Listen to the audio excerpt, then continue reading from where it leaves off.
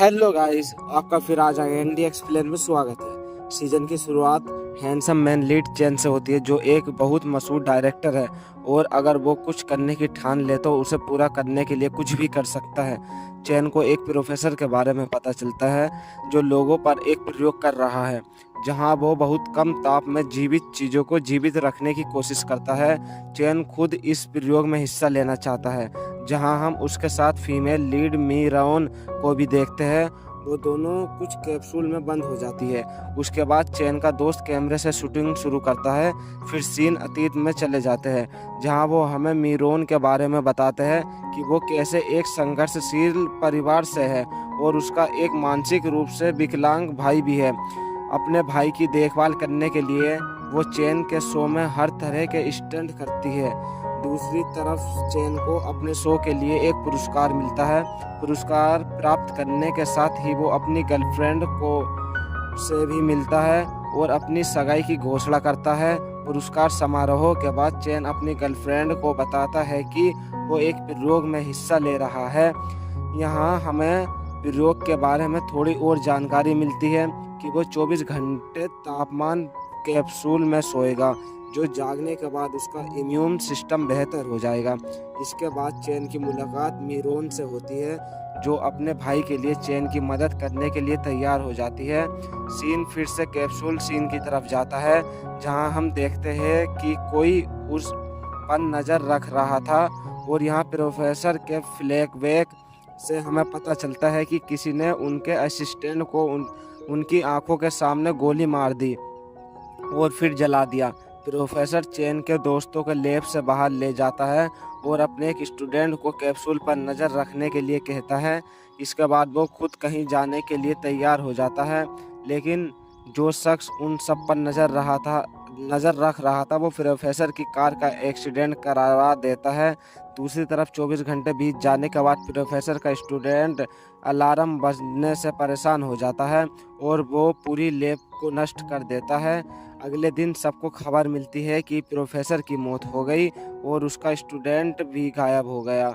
Chain और मीरोन को कोई पता नहीं चलता। चेन की कंपनी का हेड चेन की गर्लफ्रेंड को एक रिपोर्ट है की मदद से खबर फैलाता है कि चेन के कुकुर मेवर कहीं शूटिंग करते हुए अचानक गायब हो गए हैं। एक कट सीन में हम प्रोफेसर को किसी की लैब में कोमा देखते हैं। समय बीतता है और मीरोन और चेन के परिवार उन्हें ढूंढना बंद नहीं किया। वे गरीब हो गए और कई जगह बदल दिए। इस तरह 20 साल बीत गए।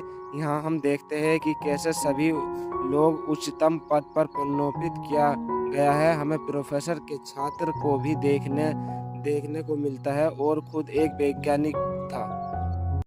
जहाँ सभी कैप्सूल रखे हुए थे, यहाँ प्रोफेसर मीरोन और चेन का कैप्सूल खोलते हैं और उन दोनों को एक इंजेक्शन देते हैं, जिसके बाद वह फिर से बेहोश हो जाता है। मीरोन पहले अपनी आंखें खोलती है और चक्कर खाकर बाहर जाती है। उसके बाद चेन बाहर आता है और बेहोश हो जाता है।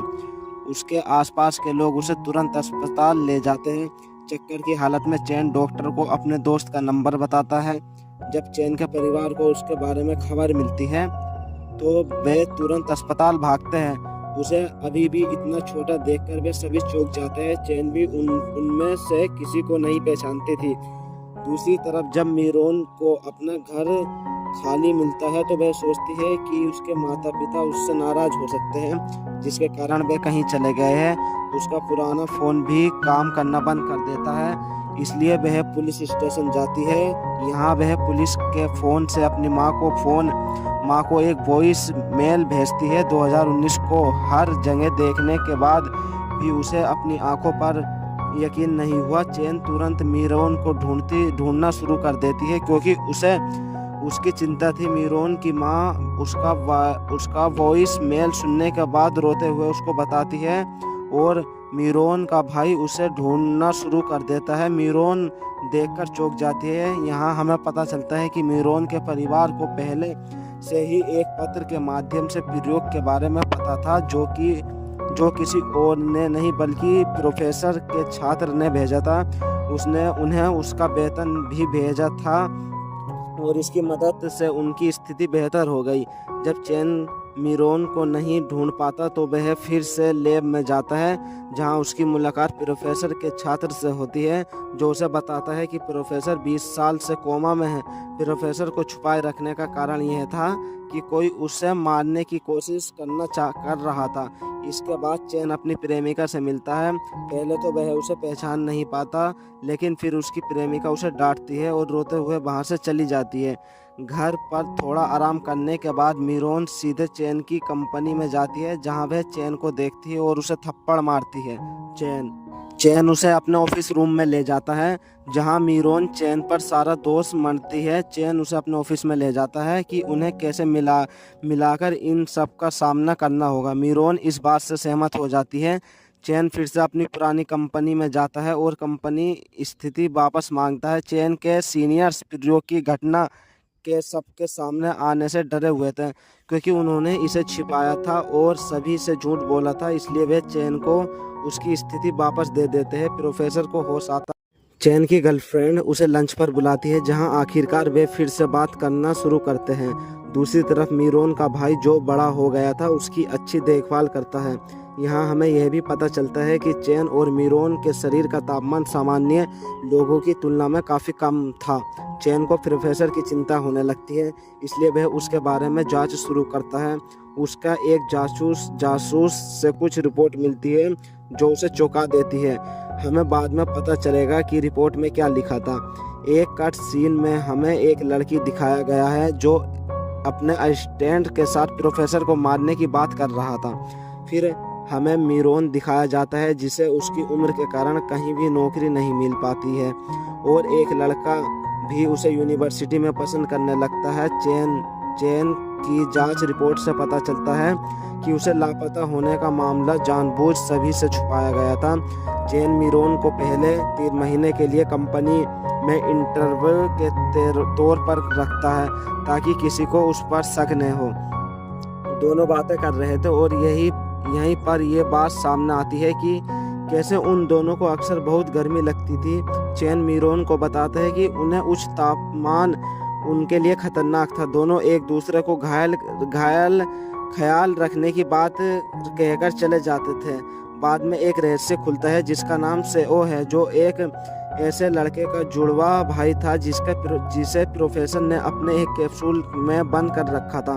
वो अब उसका भाई बनकर आलीशान जिंदगी जी रहा था। यही वजह थी कि वो प्रोफेसर और उसके भाई दोनों के कैप्सूल को ख़त्म करना चाहता था। चैन तय करता है कि प्रोफेसर को सुरक्षित रखने के लिए वो खुद की उसकी देखभाल करेंगे। चैन और मीरोन पार्किंग में थे जब कुछ लोग उन्हें अगवा कर लेते हैं। रास्ते में एक लड़का उनसे प्रोफेसर के बारे में पूछता है, लेकिन तभी चैन को अच्छा मौका मिलता है और वो उस लड़के से लड़ने लगता है। दोनों किसी तरह बच निकलते हैं, लेकिन मीरोन का तापमान बहुत ज़्यादा बढ़ जाने की वजह से वो बेहोश हो जाती है। चैन उसे तुरंत अस्पताल में ले जाती है, जहां वो खुद ठंडे पानी से नहाकर ठंडा हो जाता है। फिर वह एक साक्षात्कार लेता है कि जिसे वह पूरी दुनिया के सामने 20 साल पहले हुए प्रयोग की सच्चाई बताता है। जब मीरोन काम पर लौटती है तो चैन सबसे पहले उसका तापमान जांचता है, जिससे मीरोन की हृदय गति बढ़ जाती है। फिर वह उसे एक रिपोर्ट घड़ी पहनाता है और उसे उसकी हृदय गति के बारे में सूचित करेगी। वह उसे कुछ इंजेक्शन भी देता है और उसके तापमान को सामान्य करने में मदद करेगा। दूसरी तरफ हम देखते हैं कि प्रोफेसर को अपनी कुछ यादें वापस मिल रही है और वह चिंतित दिख रहा है। चैन हर जगह मशहूर हो जाता है। कोरिया का पहला प्रोजन मानव होने के कारण हम चैन और मीरोन के रिश्ते को और भी करीब से देखते हैं। शेख प्रोफेसर के छात्र पर हमला करने की कोशिश करता है, लेकिन वह अपनी बदकिस्मत से बच जाता है। इस घटना से चैन और भी चिंतित हो जाता है और वह मीरोन का पहले से ज़्यादा ख्याल रखने लगता है। मीरोन उसे एक शो के बारे में शानदार आइडिया देती है, जिससे पूरी कंपनी उस पर विश्वास करती है। अगले दिनों में सोली लोकेशन ढूंढने के लिए जंगल में आते हैं, लेकिन जंगल में बहुत अंदर जाने के बाद दोनों खो जाते हैं। गर्मी के मौसम की वजह से दोनों कमज़ोर होने लगते हैं।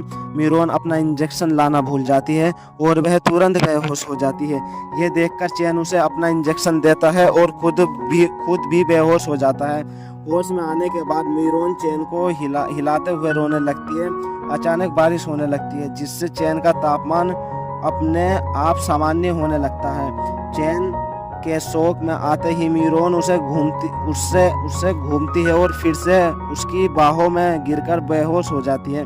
चैन इस तरह से हैरान रह जाता है। दोनों लिफ्ट लेते हुए वापस आते हैं जहां वे एक दूसरे से शर्मिले होने का नाटक कर रहे थे। चैन मीरोन को अपना चेहरा छिपाते हुए देखकर मुस्कुराने लगता है। चैन का सिर उसे एक मीटिंग में ले जाता है जहां उसकी मुलाकात शेख से होती है और वह हैरान रह जाता है क्योंकि उसने प्रोफेसर की लैब में मौजूद कैप्सूल में शेख के भाई को पहले ही देख लिया था। अगले दिन आखिरकार हिम्मत जुटाकर मीरोन चैन से अकेले में बात करती है और माफ़ी मांगती है। चैन उससे सॉरी कहने पर गुस्सा हो जाती है और उसे मजाकियों अंदाज में डांटने के बाद जाने देती है। इसके बाद मीरोन को अपनी सहेली के फ़ोन से एक मैसेज मिलता है जिससे वह उससे कुछ पैसे मांग रही थी। मीरोन के अकाउंट में ज़्यादा पैसे नहीं थे इसलिए वह उसे सब कुछ भेज देती है। उसके बाद में उसे पता चलता है कि उसकी सहेली का फ़ोन किसी ने हैक कर लिया था जिसका मतलब था कि उसने अपने पैसे खो दिए हैं। मीरोन बहुत दुखी हो जाती है और बहुत शराब पी लेती है जिसके कारण चैन को उसके तापमान में वृद्धि की सूची मिलती है। वह तुरंत उसे दिलासा देने आती है जिसके बाद वह उसे आइसक्रीम भी खिलाता है। चैन को एक महिला का फ़ोन आता है और उसे बताती है कि उसके पति कैप्सूल में था और उसे बचाने के लिए कहती है। बाद में उस महिला को शेख दोबारा अगवा कर दिया जाता है और यहाँ एक और बड़ा रहस्य सामने आता है। वह महिला असल में शेख के भाई की पत्नी थी जिसने अपने पति की दुर्घटना के बाद प्रोफेसर को कैप्सूल में बंद कर दिया था ताकि वह किसी तरह उसे जीवित रख सके। शेख इस बात से बिल्कुल भी खुश नहीं था। यूनिवर्सिटी में मीरोन को पसंद करने वाला लड़का उसे अच्छा दोस्त बन जाता है और मीरोन चैन के सामने उसका फ़ोन रिसीव करती है। चैन को इस बात से जलन होती है। अगले दिन कोई यह खबर फैला देता है कि मीरोन भी इस प्रयोग का हिस्सा थी जिसकी वजह से कंपनी में हर कोई उसे यह बात छिपाने के लिए बुरा भला कहने लगता है। मीरोन एक कमरे में आती है और रोने लगती है जहां चैन भी आकर उसे गले लगा लेता है। वह उससे कहता है कि अब से वह उसकी सुरक्षा करेगा।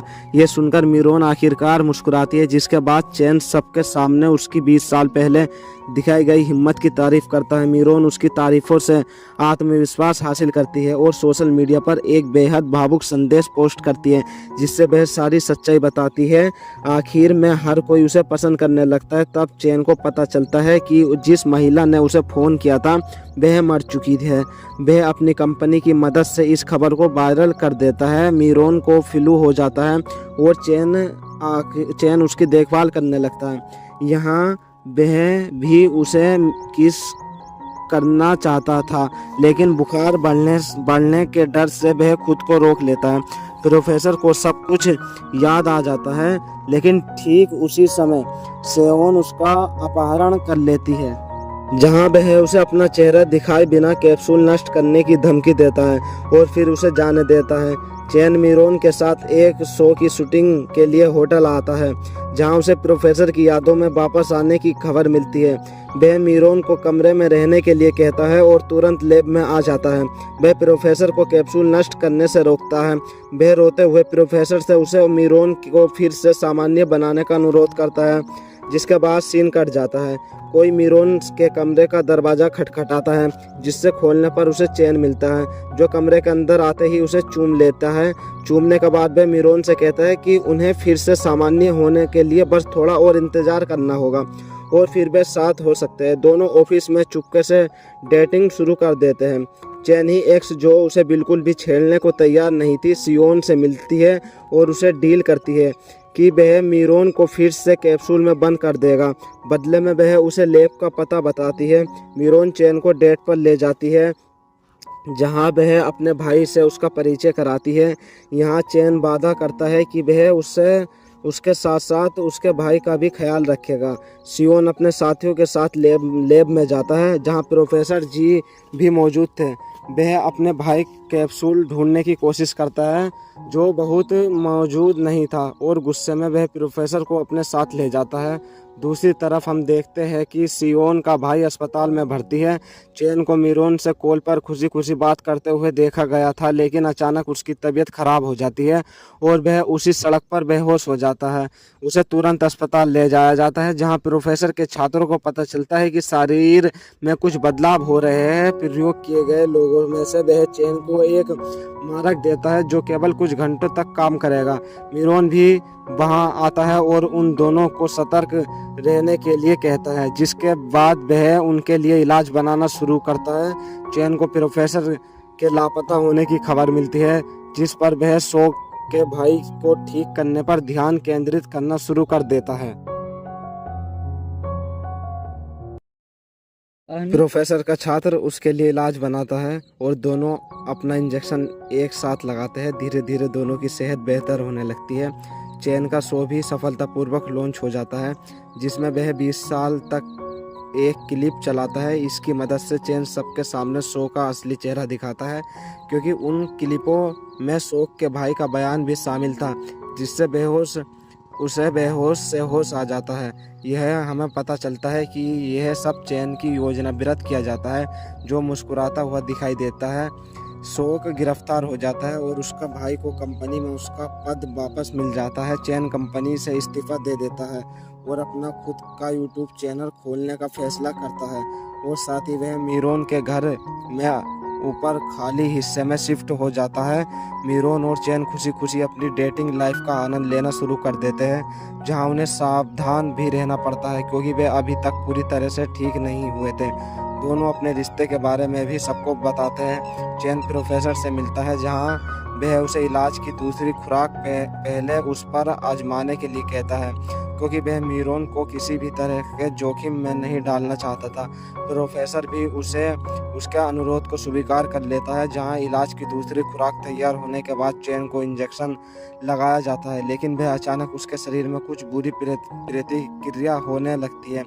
दूसरी तरफ कोई मीरोन की कार रोकता है और उसके खिलाफ के पास आता है। मीरोन उसके चेहरे को देखकर चौंक जाती है, क्योंकि वह सेओक का सहायक था जिससे अभी तक पकड़ा नहीं गया था। मीरोन चालाकी से उस आदमी से बच निकलती है और पुलिस स्टेशन पहुंचती है, जहां वह तुरंत मुठभेड़ की रिपोर्ट करता है, लेकिन वह